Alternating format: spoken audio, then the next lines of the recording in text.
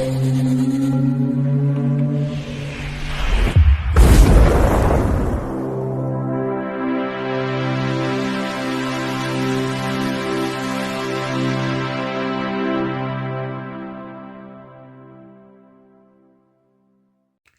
Bayek, it's me, and in today's video I continue my look at the third and fourth Doctors.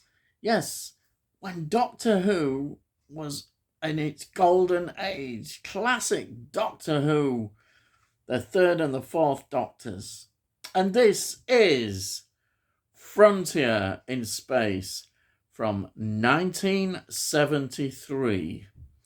This is made up of 6 episodes, which were transmitted on the 26th of February right through to the 31st of March 1973. This is the 10th season, and this is the third story. Previously, we'd had Carnival of Monsters, and the next one will be Planet of the Daleks. Now, this was written by Malcolm Hulke, a name we've come across before. He wrote The Faceless One with David Ellis, 1967, Second Doctor story, and the climatic, wonderful The War Games with Terrance Dicks in 1969, which ended the black and white era and Patrick Troughton's Second Doctor.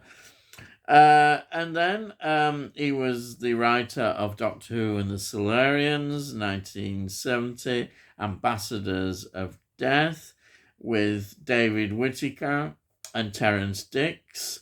That's 1970. Also, Colony in Space, 1971. The Sea Devils, 1972. Invasion of the Dinosaurs, 1974. So he's written quite a bit for Doctor. Now this is directed by Paul Bernard, who directed Day of the Daleks, 1972, The Time Monster, 1973. So in total, he directed 3 Doctor Who stories. The script editor is, of course, Terrance Dicks, and it's produced by Barry Lett. And the music, of course, is by Dudley Simpson. Now, I'll go through the cast. We've got Jon Pertwee playing the third Doctor. We've got Katie Manning playing Jo Grant. And we've got Roger Delgado playing the Master. And sadly, this is his last appearance in Doctor Who story. Tragically, he died in an accident. So sad.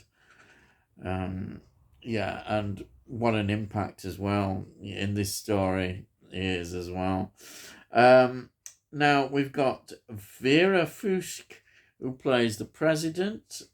She was a Czech-born British actress. Main film that she was involved in was the great van robbery 1959. And she did a lot of TV shows and films. And after this story, she retired from acting. She said to go and concentrate with her kids. Yeah. Then we got Michael Hawkins, who plays General Williams. He was in The Hound of the Baskervilles, 1959. Brilliant Hammer film. I love that one. And They Came from Beyond Space, British sci-fi from 1967. And he's in lots of TV series and films. Then we've got another name we might come across before, and we certainly have, which is John Woodnut, who plays the Draconian Prince. Now, in films he was in, Who Dares Wins, 1982, and the brilliant Life Force from 1985. I'm always on about Life Force. I love it. He'd also appeared in Doctor Who before. He was in Spearhead from Space, 1970, Pertwee's opening story. He was in Terror of the Zygons, very memorable in that 1975 Fourth Doctor story.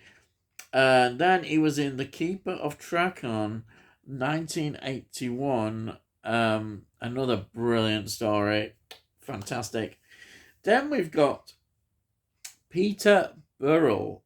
He plays the Draconian Prince. He was in the great Riviera bank robbery, which is a film that does pop up quite a bit in 1979. And he was in a lot of TV shows and TV films, very much in that vein. Now, parts of this story are quite interesting. It is 6 episodes long. And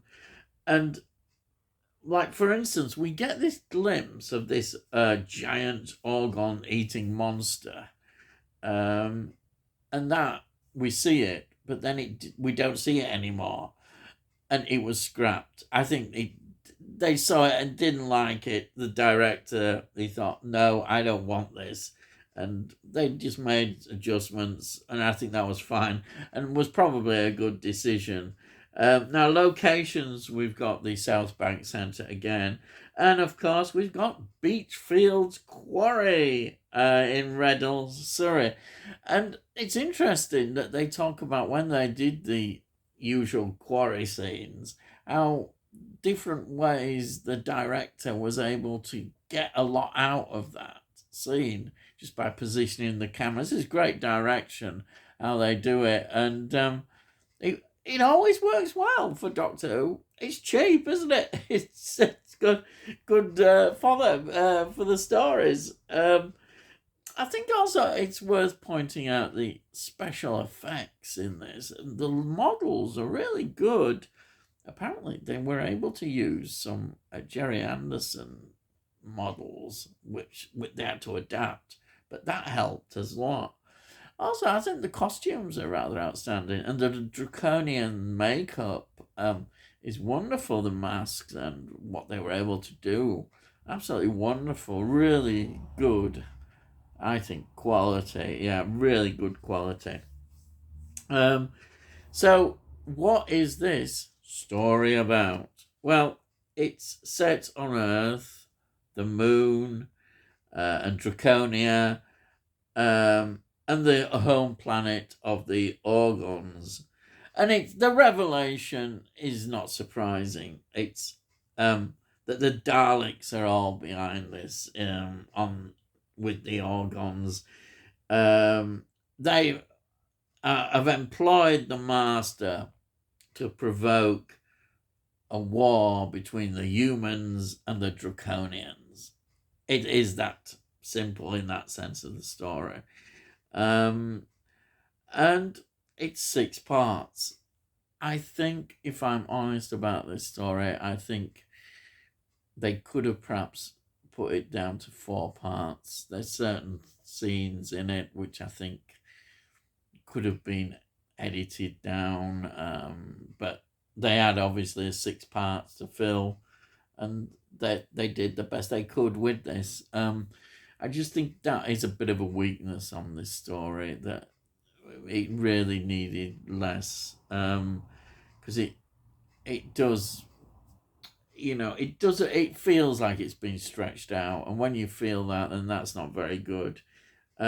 But I think, as I say, on the plus side, the special effects and the costumes are excellent, and that is a real big plus when you're on this big budget. It's also interesting, again, because they're trying to save money, and we get the 3 Daleks, which were used in the Day of the Daleks. A Pertwee story I enjoyed, but of course, a lot of, at the time, the criticism was they only had 3 Daleks. They had this invasion. So that was seen as a problem. But those Daleks popped up again. They were able to use them.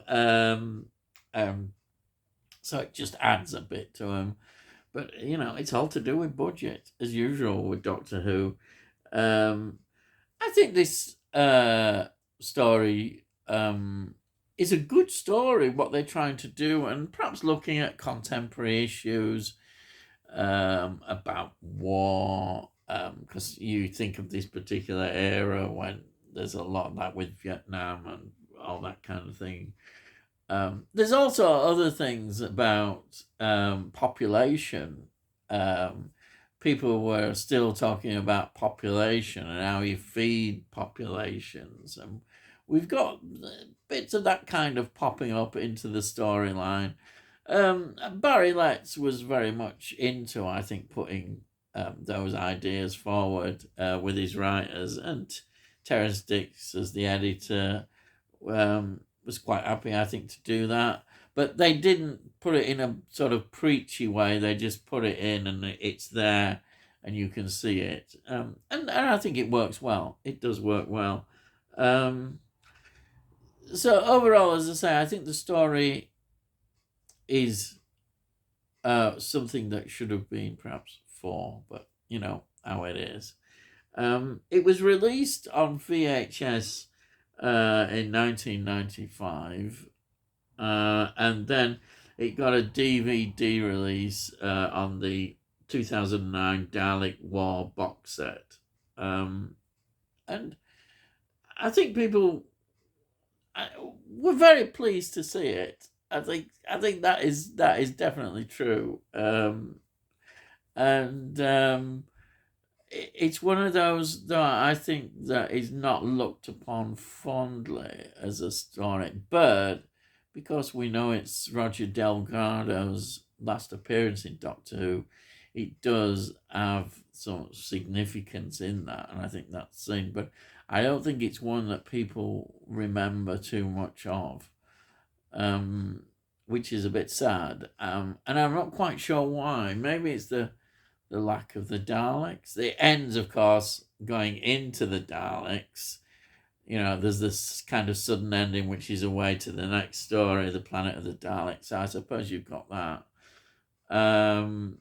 It's one of those stories you're just not quite sure why everything, apart from the length, why it doesn't quite work as well. I mean, there's some lovely stuff with Jo as usual, and the Doctor, always good. The acting you can't really complain about. There's a lot of good things in this story. So before I go, I'll just show you. Here's the DVD, Frontier in Space. There it is. It's a 2-disc set. The documentary is excellent on here, excellent. And we get the usual lovely little insert, little leaflet with bits of information on about it. Always loved that. And it's from this box set. This is the Dalek War box set. So there. And then I should always mention this wonderful, box set, the 10th. It's the 10th season. What more can I say? These Doctor Who collection box sets are just absolutely amazing. I love them. There's the back again. And of course, we've got more extras and the documentaries and all that stuff.